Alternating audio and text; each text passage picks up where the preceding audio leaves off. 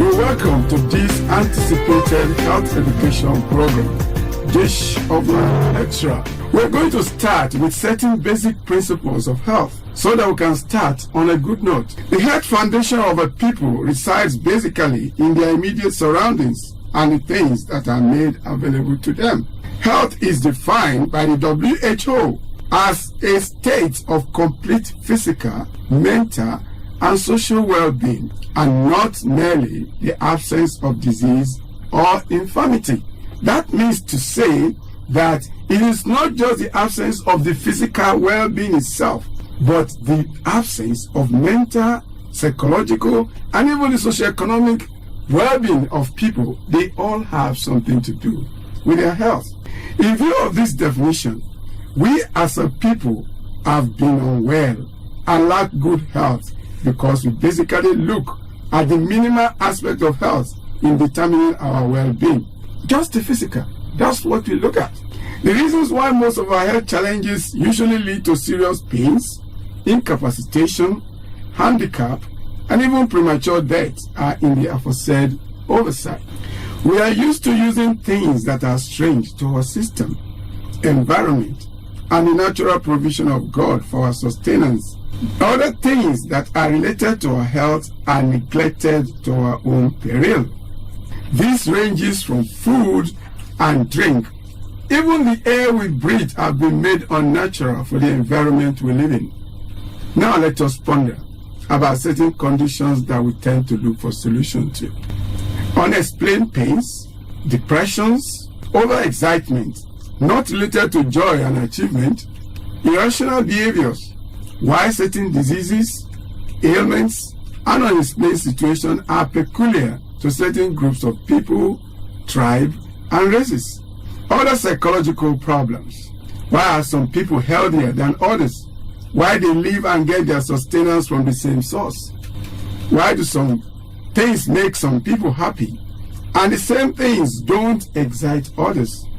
Why is it that the same treatment given to two people having the same problem don't elicit same response from them? What makes success elude some while it embraces others, even with the same exerted energy and efforts? What makes some people dream and others don't?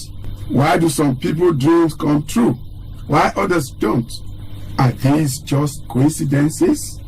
These and other questions that are not answered by the medicines and the blunderbuss solution we find for them daily can only be answered by having the deeper knowledge of the individualistic situations. This idea of what goes for one goes for all is a big fallacy. Some people respond to malaria medicine, while others don't, even when given at the same dosages for the same well-diagnosed malaria. Why? All these whys, what, when, where, and who are what we are all running after daily, looking for what is not lost. We eat and drink every day, and have not stopped to ask questions about what we eat and drink. Why is it that for some, the food to their system is what they are eating, while the others, the same thing they eat is poisonous to them and brings them problems? This food is both palatable and tantalizing, both in their mouth and in their sight. Why is it that the same food passes through the same route, yet are beneficial to some and injurious to others? What are the basic questions we have been avoiding? Or we are not just asking because we are too busy searching for what is not lost?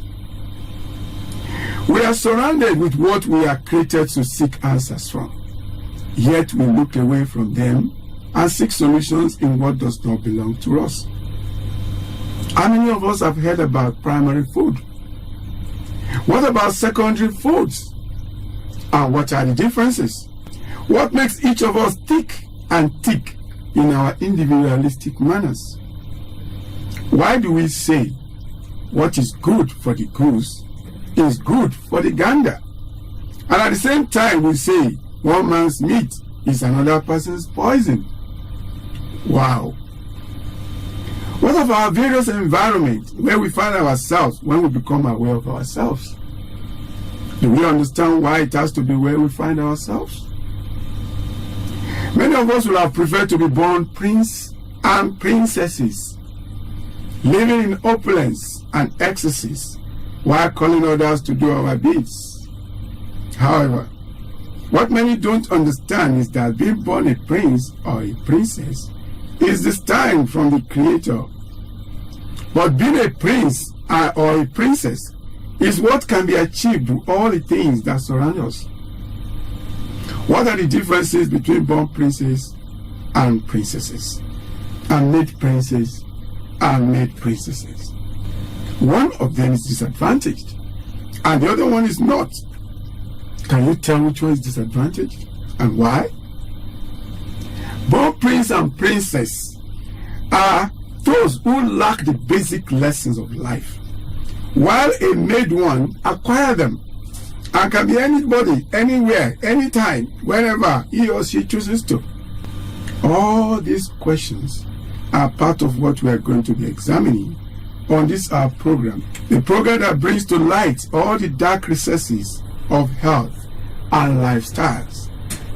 I am a trained doctor, by all standard of measure of a doctor anywhere in the world. Having been in the clinical practice for about 4 decades now, I am here to tell you that there is more to your health than just swallowing pills for every health complaint you're bothered about. This program is a health and wellness guide you have been looking for, waiting for, and searching for. Now it is here, and all you need to do is to get ready to ride on the functional health bus of the day. Are you ready to go? Every day is new, and so is every night. But your achievements health-wise are not determined by the day or night. They are determined by what you do with the day and the night. That you still have some breath left in you to make a change to all the fallacies and beautiful lies you have been told or read is a good thing to know. My mentor usually says, what you learn on the street is what the street teaches you. What you learn in school is what the school teaches you. But what life teaches you starts from the day you were born. Neither the street nor the school can teach you that. Nature does. The program, as I've said, is Dish of Life Extra. It is a program like no other program. It is a health program that is not about how many pills you're going to take, or how many injections you're going to receive, or how many times you visit your doctor. It's about how to get yourself away from the illness altogether. It's about knowing the basic fact that you, and only you, is the real architect of whatever is the ill health you have. Be it ordinary malaria, or be it cancer, or any others, because you are the one that makes it happen. You either invite the disease to your life, or you eat or drink the things that make or brings about the illness. Thank you very much for today. We'll meet again by God's grace